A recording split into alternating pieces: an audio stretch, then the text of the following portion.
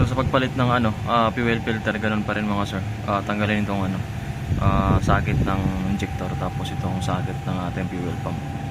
Tapos yung mga hose niya dito, kaya tanggalin nyo para hindi sumabit. Tapos itong dalawa na drain. Ayan. So ayun, sa pagtanggal nitong ating fuel pump mga sir, fuel filter, itong mga bolt na to, itong apat, tanggalin nyo lang. Basta tandaan nyo na yung pattern kung paano yung pagkalagay. So may guide naman yan, so hindi kayo malilito pag nagbalik kayo mamaya. Ito na mga sir, the moment of truth. So may guide dyan mga sir. Ayan, ito yung naka-usli na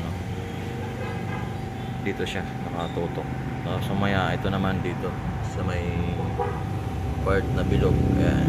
So dito ang dapat dyan yan. Tapos itong socket nya dapat dito.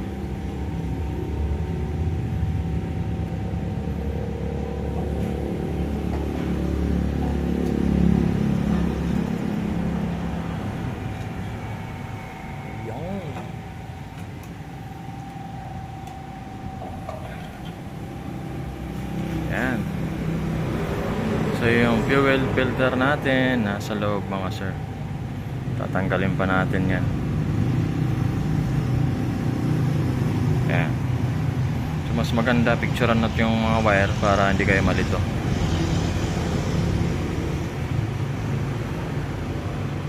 Kasi pupunutin natin yan. Tapos itong mga clip nya dito, ayan, dapat iaangat natin to ganun, para mabunot natin siya. Meron pa yan sa kabila, ayan, paikot yan mga sir. Ayan, bali apat yan. So yun lang, tatanggalin muna natin to mga sir. Iaangat lang yan mga sir. Ayan, angat nyo lang to kabilaan, tapos mabubunot nyo na. Pero tanggalin nyo muna tong wire. Pero tandaan nyo na yung pagkalagay nya, kung position nya kung paano, para hindi kayo malito mamaya pag binalik. Yan. So yun lang mga sir. Backlash mode muna tayo. So yun mga sir, natanggal na natin. Yan, iaangat na lang natin yan. So yung fuel filter ng CBR version 4 tsaka B3 halos same lang, nasa loob. So angat lang natin ito. So dito sobrang dumi na mga sir. 46,000 auto. Ayan, napakaitim mga sir, kaya minsan pumapalya yung motor. Grabe yung dumi. So sa pagtanggal nito, may sakit lang yan mga sir. Yan sa baba, punutin lang natin yan. So dyan lang siya nakalagay. So yung bago natin, pakita ko sa inyo ano yung pagkakaiba. So yun lang mga sir, ingatan nyo lang yung mga o-ring. Ayan, yung o-ring nya doon, tapos yung dito. Yung dapat ingatan natin kasi wala tayong pamalit dyan.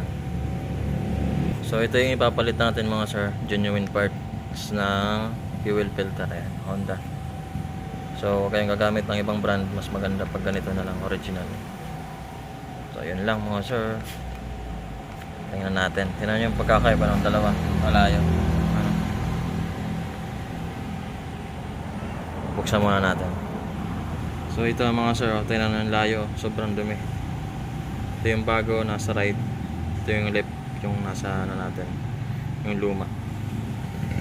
46,000 auto. Halos mag 47 na.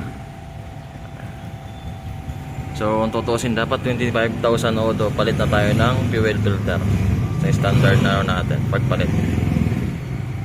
So dito nag-focus ng pagpalya yung motor natin, nakawala ng power kasi nga dumi na yung pumapasok doon sa atin, or hindi na masyadong maganda yung flow ng puga ng gasolina papunta sa ating injector. Ayan mga sir.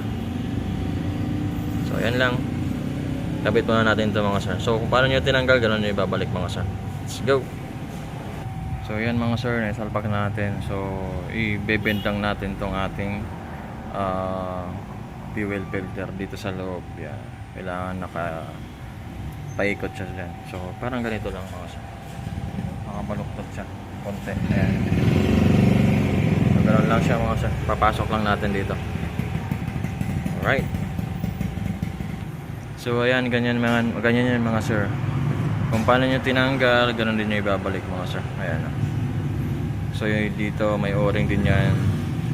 Hindi naman kayo malilito mga sir.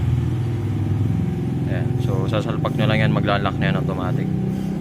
Tapos itong mga wire, kung paano nyo tinanggal, dapat ganun din nyo ibabalik mga sir. So mas maganda, picturean nyo muna bago nyo tanggalin siya. So yun lang mga sir. Alright, so yun. Sa mga magpapalit ng fuel filter, sana nakatulong tayo kahit pa paano mga sir. Lalo na sa mga version 3 na CBR 150 tsaka version 4. Yan, ganun lang mga sir. Mas mainam 25,000 odo. Palit na kayo para hindi maging ganito yung motor na. Kaya yung fuel filter na. Ayan. Sobrang itim na, sobrang dumi.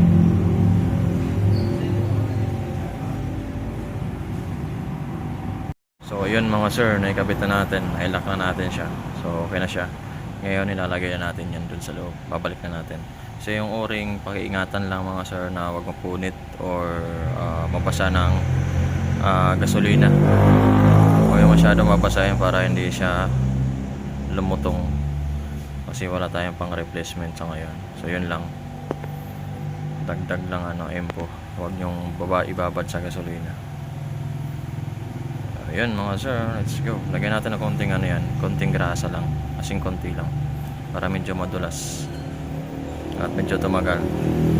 Para sa susunod na pagpalit natin ng fuel filter is palit na rin tayo ng o-ring. Pwede pang ibalik pa naman ito pag unang palit, pwede pang ibalik yan. So yan, sige, basta wag lang may punit para hindi tumagas yung gasolina. So yun, linisin nyo na lang to dito mga sir. Yung paglalagyan nyo para matanggal yung mga dumi. So yan mga sir, ganyan na yung paglagay. Salpak na yan. So ilalagyan na lang natin ito. Ganyan pinaka bracket. Ayan.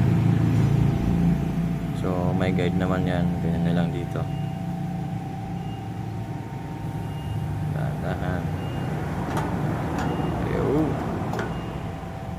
So okay na yan mga sir. Tapos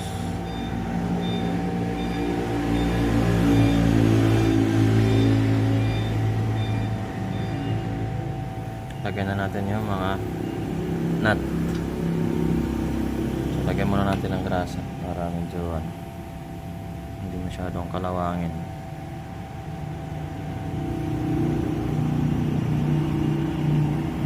High temp na grasa yung gamit natin dito mga sir.